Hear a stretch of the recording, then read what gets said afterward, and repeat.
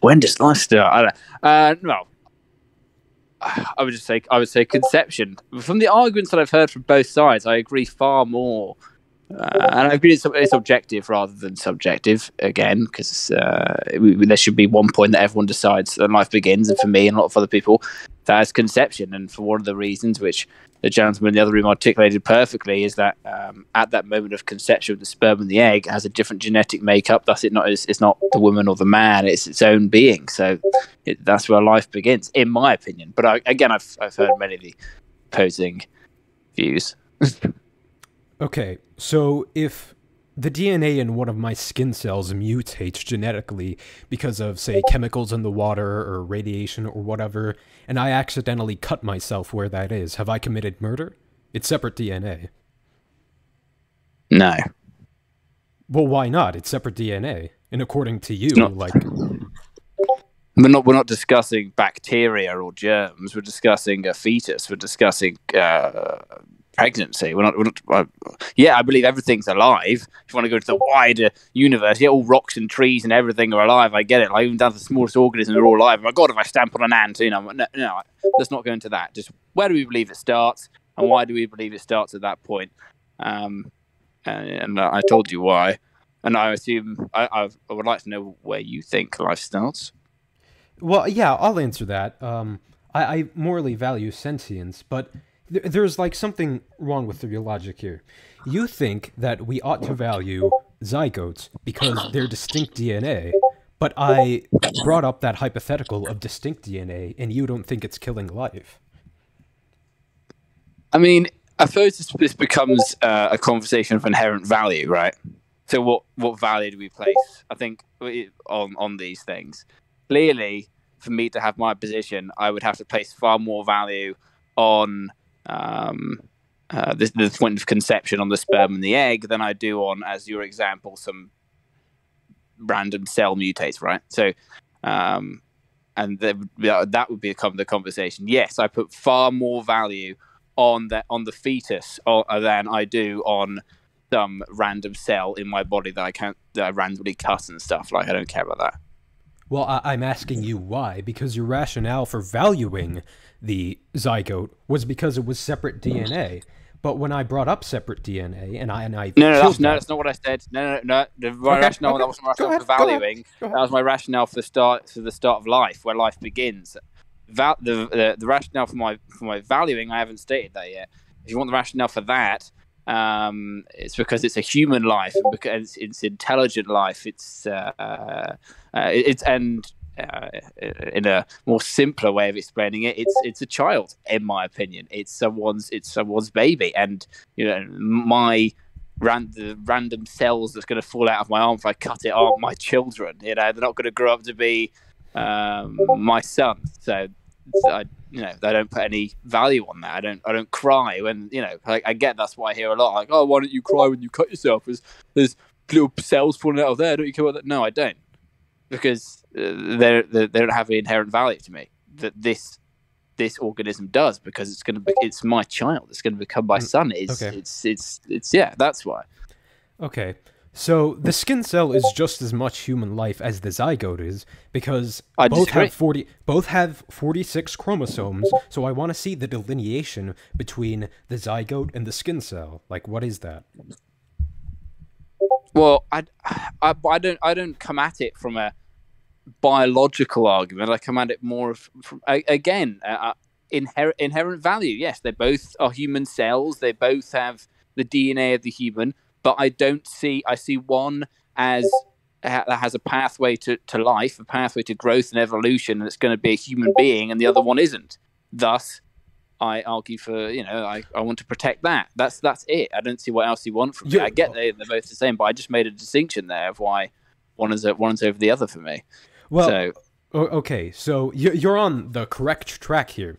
So the skin cell will not become human life. It's not going to go arms, it's not going to go legs, it's not going to go to college, right? So wait, okay, so if you morally value arms and legs, then are quadriplegics just not human to you? Okay, so I've heard this before. So I'm just going to stay calm for all of this, because this is all very, you're really insulting my intelligence. Obviously, someone with arms and legs is a quadriplegic is a human. What I'm again, I don't understand what you want from me. I'm making a perfect distinction between all other cells in the body and the whatever you call it, the fetus cell, the one, the egg, the sperm, whatever. Boom, there you go. I'm making a perfect. I was what it's called. All right, zygote. I'm making a perfect distinction. It has more inherent value to me. It's going to be a human. So that's the only reason I make that argument. When you say, oh, what about one that comes out deformed with no arms and legs? Is that still a human? Like, yeah, of course it is. No, yeah. So I don't know. Yeah, so there's this hypothetical. Well, it's not actually a hypothetical. It's something that actually happens. So there are certain fetuses that fully develop anatomically but don't have central nervous system activity. Yeah. Yeah. So, yeah. There's a lot of people come out deformed and mutated. And, no, they're not necessarily. Well, they are deformed, but they don't have a working central nervous system. Do you consider them life? They don't have capacity. Would those people die when they come out? Sorry, what would you call that? Are those viable people? I don't know. Someone without a central nervous system, they would just die, wouldn't they? That's what I'm asking you. So, like, I don't know. I have no idea. Was someone? It sounds like a stupid question. Was someone born without a central nervous system just die when they're born? I'm pretty sure you wouldn't be able to survive without a central nervous system, right? Well, okay, so you have a few different stipulations here. First, it has to be a zygote. Then it has to have the potential for life, but limbs don't matter. So here's the fundamental problem with our discussion about this. I want you to tell me where you place moral consideration on something. So we have the zygote, okay? And it doesn't matter whether it has arms and legs or not, all right? So there are certain children that are born and don't have central nervous system activity, like right. And since I don't really get what your point is. Like, well, I'm getting to it. Still be a child to me. It would still be a person. I don't understand if it's not. I don't care whether it dies immediately. I would still. I think any parent with a good sense of morals will still weep at the death of their child. Whether I didn't have a central nervous system. Oh right, I'll stop crying then. Like I don't. No. Okay. So, sir, you said that the threshold for life was the capacity of being. What is the capacity of being? I didn't say the threshold. No, life begins at conception, and then you asked me to make a distinction between all other cells and the zygote, and I did, and why I put more value on that. And I told you why. So what's? Do you have another question? What do you want to ask me now? No, yeah. Your rationale for valuing the zygote and not the skin cell was because the zygote had potentiality for life. What is that? Yeah, it's potentiality for human life, and it's a life that I created with someone else. So it's important. I don't know. That's how I look at it. But what are you telling me? So those babies born without central nervous systems, they don't have capacities for living, do they? I see the semantical argument here. You know what it has to be able to be viable is what you to be under my definition, right? You're saying, since I said, it's gonna grow up, it's gonna live. We say, what happens if it's a baby born without a heart? It can't live, can it? So is that again, it's still. I would still see. Would you ask me to not see it as a human, just see it as a organism? I don't get it. I would still see it as a person. If it didn't have certain organs or certain things that was missing, I would still see it as a person. I wouldn't like, it's now not a person because the doctors told me it didn't have certain organs. I mean, okay. I wouldn't do that, but. So you said what you place moral consideration on is the capacity for life and the capacity for being. Like, what is that? I'm asking you. No, specific life and specific being. So obviously all those cells, all throughout our entire body, they're all alive, right? They're all by some definition, they're all alive. Tiny microscopic bacteria are alive, but then of course, which is more important to us, and which would we like to preserve, and which. And that's the discussion. If you asked me, would I care if someone wanted to go and squish 1 million bacteria. I wouldn't give. Who cares? There's tiny little things. They have no inherent value to us, to the to anything like that. I mean, we no one would weep over some bacteria being squished, but to me, if someone has an abortion, they are not killing some inconsequential being. They are killing a potential human life, a potential intelligent being that could go on to do many amazing things. Like for instance, Stephen Hawking, who I think he's dead now, isn't he? Yeah. Under what the arguments I've heard, many people would like the ability to abort these children if they could be told that they were a certain way before birth, and they would say, "Well, I'd probably abort that child." But look what he went on to do, So he's a human. Yeah, no, I get your point entirely, because so you brought up Stephen Hawking. So those babies born without active central nervous systems, they don't have the capacity to do anything. Well, Stephen Hawking had the capacity to do things, and what was the delineation between him and that fetus with no active central nervous system? Did Stephen Hawking not have a central? No, he did. Like ALS took a dig at it, but yes, he did have enough of a central nervous system to do his research. Oh, okay, cool. Yeah, so I'm asking you, like, you value the fetus with no active central nervous system, but why do you value Stephen Hawking? Why do I value Stephen Hawking? Because why wouldn't I value Stephen? I don't get the question. Why do I value Stephen Hawking? Because he's a person. I value all people. Everyone's equally important. I don't really get what you mean. I mean, I value everybody. So everyone has equal value, in my opinion. Yes. You said you valued people because of a lived experience. Well, those babies born without active central nervous systems don't have lived experiences, do they? No, I wasn't saying that I value Stephen Hawking because look what he did. I was saying that I was saying it in the context of that certain people, from arguments that I've made, that I've heard, would want to abort children like him, if they had heard from the doctor that they're going to be disabled or autistic or whatever, and they should have the right to do that. They'd make the decisions for their family and their husband or wife or whatever. And I would say, I would say to that, why would you want to do that? Look at Stephen Hawking. They go on to do great things. I'm not saying because he did great things, he has more value than someone without immune system. I'm just saying that's the argument I usually put to these people. Because why would you want to kill your own child just because you wouldn't like the look of him? I think that's disgusting. But no, they all have equal value. There's one without the nervous system, the one with it. I don't care. They're all equal to me. So yeah. But where's the delineation? Like, okay, so here's a better question. What makes the one born without an active central nervous system a person? They what do you mean makes them a person? I mean, they are a person. No, yeah, what makes that a person? They're conscious, they're able to think, they're able to communicate. I mean, it's a person. That's what we. Consciousness, able to think. We agree then, dude. Dude, I value sentience too. It's just a mislabeling, man. Like, I thought you were different from me because you had the pro-life role and I had the pro-choice role. But fundamentally, we value the same thing because. Yeah, just at different degrees. So, I don't know if you answered the question before though. Where do you believe that life starts? Through pregnancy or after or before? Like, where do you slap the goalpost?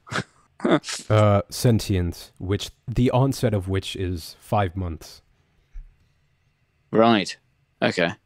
Yeah. I think we agree on this.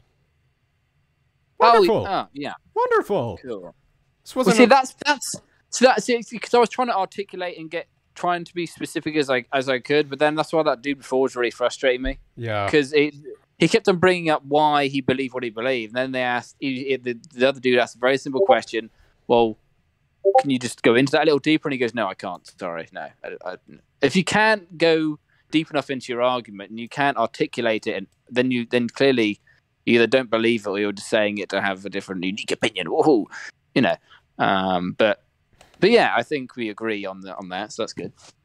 Yeah, wonderful, man. Wonderful. So, like, the onset of personhood is sentience. I think that's your position, right?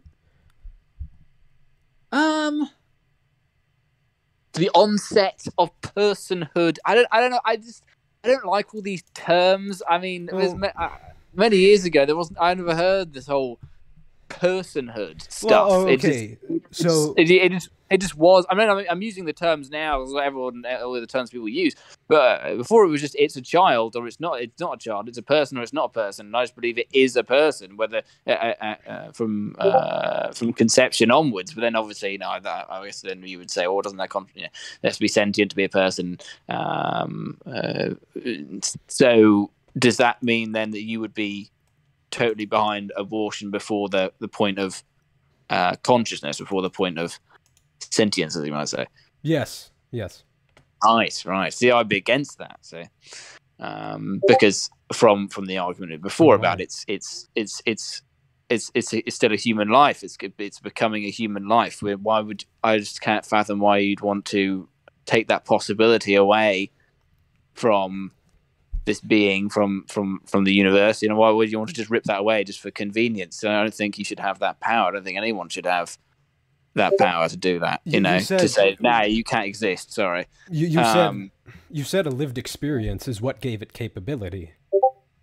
No, I didn't say that. I don't think a lived experience gives it capability. No, I think potential gives it. It's the potential. Does this thing have does this have the potential to be a human life? Yes, it does. Well, don't touch it then.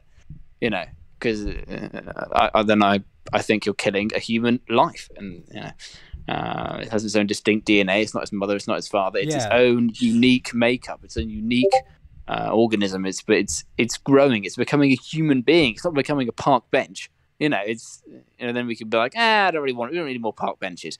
But it's becoming a person. I just don't get how people yeah. Like, okay, that goes back to the example I brought up earlier. There are certain fetuses that grow up without active central nervous systems, but you consider them people, right? Of course. You also considered Stephen Hawking a person, but where's the major delineation between those two? Does there need to be one? Well, okay, so one's a person and one's not. No, they're both people. Well, no, my position is one's a person and what's not. But you said that a conscious experience is what, gives them the actual potentiality. Wait, I'm not too familiar with the whole. When we say nervous system, what does that entail? Is that like what does that mean? Brain activity. Right.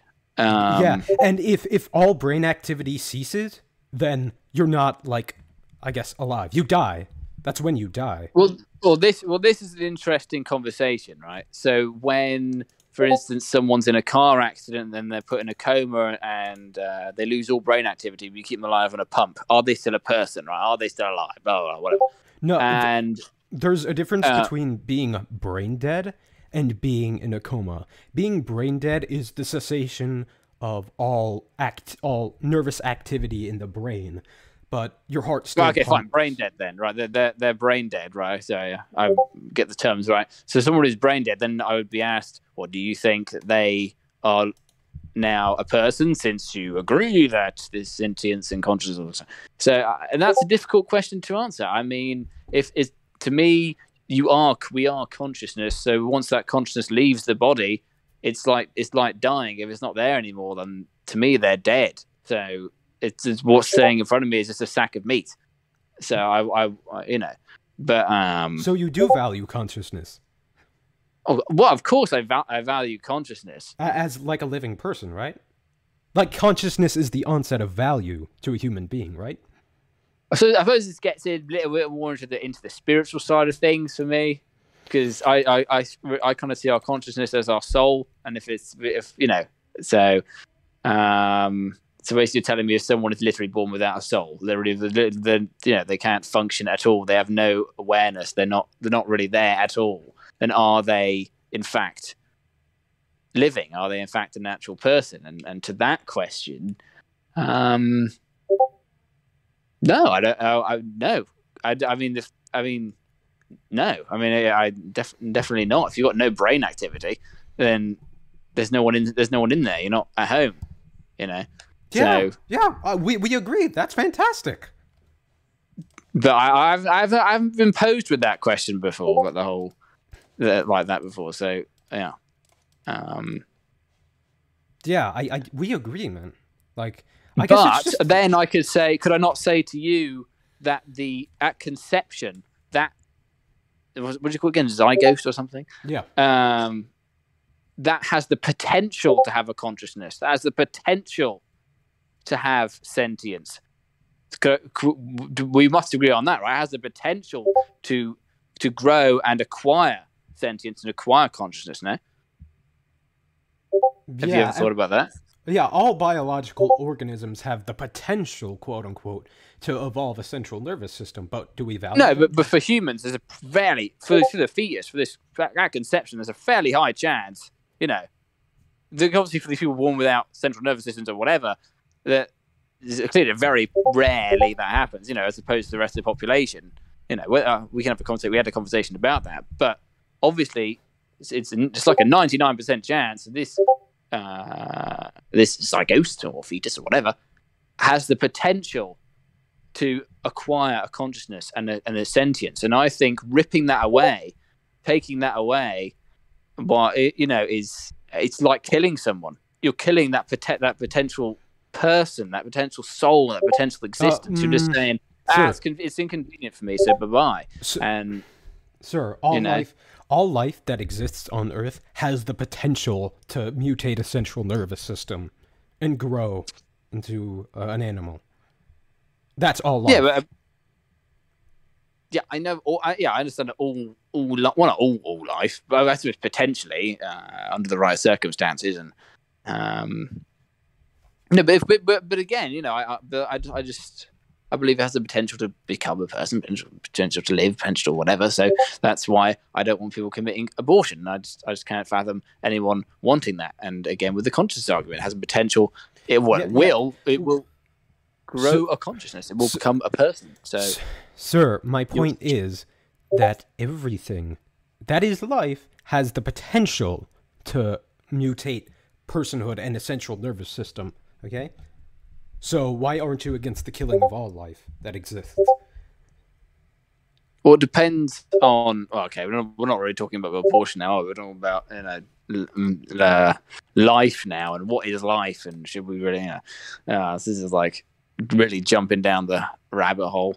But okay, you agree that you value a conscious experience, right? Yeah, I guess I value a conscious experience. I guess, yeah. Yeah, we agree. Yeah. Oh, wonderful. I really got a shit, and I want to debate Zen after that because I've always wanted to. I think if you bring that argument, the vast majority of people, unless they've got a stick up their ass, you can get it down to the point that we got it down to, they should agree with you on this sentience and conscious argument. But I think they'll still try and fight you like I've done. But yeah, good luck. Go take a dump. See you in a bit. Yeah, see you.